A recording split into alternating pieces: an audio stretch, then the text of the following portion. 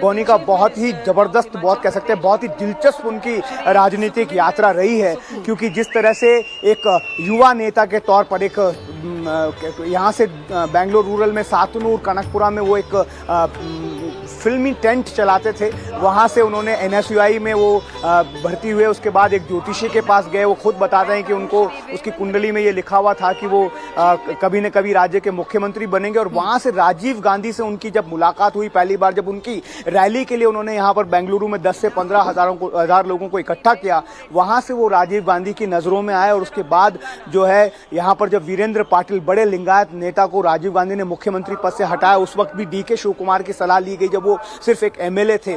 ऐसे में उन्होंने बंगारप्पा को कहा कि उनको CM बनाना चाहिए, और बंगारप्पा जैसे ही CM बने, पहली बार ये प्रेजेंट मंत्री बन गए 28 साल की उम्र में, और तब से उनका जो राजनीतिक ग्राफ है वो धीरे धीरे बढ़ता ही चला गया और आज इस मुकाम पर पहुंचा है कि वो कर्नाटक के मुख्यमंत्री के रूप में शपथ ले रहे हैं। हालांकि उनके पास वक्त बहुत कम है, सिर्फ 2 साल का वक्त उनके पास है, जबकि उन्होंने 28 में चुनाव में जाना है। और इस जिम्मेदारी के साथ DK शिव कुमार को ये पद दिया गया है कि 28 में एक बार फिर वो कांग्रेस को जिता कर लेकर आएंगे। 23 में जिस तरह की मेहनत उन्होंने की, जिस तरह का कैंपेन उन्होंने डिजाइन किया, जिस तरह से बीजेपी को उन्होंने घेरा और कांग्रेस को 135 + 1 136 विधायकों के साथ वो जिता कर लेकर आए, उसी वक्त जो है उनको ये जीत का श्रेय मिलना चाहिए था। लेकिन उस वक्त सिद्धरामैया का चेहरा बड़ा था, इस वजह से 2.5 साल की बात कही गई थी। और अब जब वो अवसर आ गया है, जब DK शिव कुमार को इस कर्नाटक का जो है मुख्यमंत्री नियुक्त किया जा रहा है, और उसके बाद आने वाले 2 साल भी उनके लिए काफी चुनौतियों से भरे रहने वाले हैं। बिल्कुल राघवन, स्मूथ ट्रांजिशन तो दिखाया गया कि बहुत स्मूथ तरीके से सिद्धरामैया ने इस्तीफा दे दिया, उनको मना लिया गया, उनको कांग्रेस वर्किंग कमेटी का मेंबर बना लिया गया, और इसके साथ साथ DK शिव कुमार को मुख्यमंत्री पद पर नियुक्त किया जा रहा है। लेकिन क्या सिद्धरामैया सच में कर्नाटक की पॉलिटिक्स से फिलहाल अगले 2 साल तक हमें बाहर दिखेंगे, या फिर उनका कहीं ना कहीं रोल रहेगा, कुर्सी पर DK शिव कुमार बैठेंगे और सरकार पे कहीं ना कहीं इंटरफेरेंस, इन्फ्लुएंस सिद्धरामैया का रहेगा? देखिए, इस बात की पूरी कोशिश अभी तक भी, जब तक हम आपसे बात कर रहे हैं गोनिका, तब तक की जा रही कि किसी तरह से सिद्धरामैया को यहां से दिल्ली भेज दिया जाए।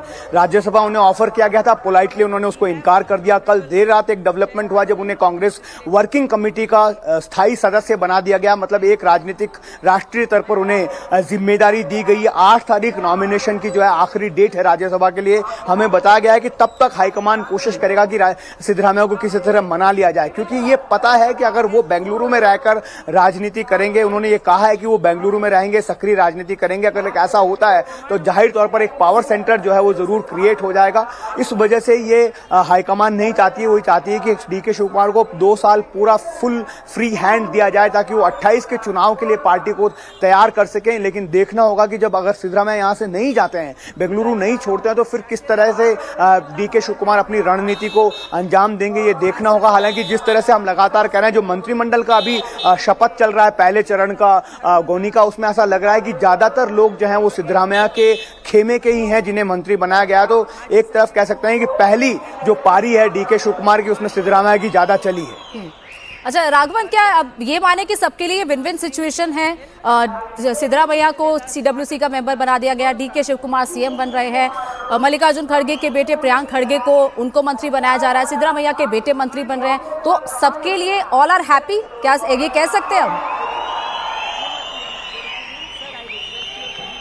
जी देखिए, कोशिश तो यही की जा रही है कि सबको हैप्पी रखा जाए। खुद DK शिव कुमार ये कोशिश कर रहे हैं, इसीलिए हमने वो सीरीज ऑफ तस्वीरें देखी। आप देखिए किस तरह से अब जो है यहाँ पर DK शिव कुमार मंच पर आ गए हैं। उस पल का इंतजार जो उन्होंने काफी लंबे समय तक से किया था गोनिका, अब वो राज्यपाल थावरचंद गहलोत जो है उन्हें अब पद और गोपनीयता की शपथ दिलाने जा रहे हैं। आज जब हवाई अड्डे पर राहुल गांधी को रिसीव करने गए थे, जो स्टोन अधिकार पद ಹಾಗೂ ಗೌಪ್ಯತಾ ಪ್ರಮಾಣ ವಚನ ಸ್ವೀಕರಿಸಲು ಅವರನ್ನು ಆಹ್ವಾನಿಸುತ್ತೇನೆ।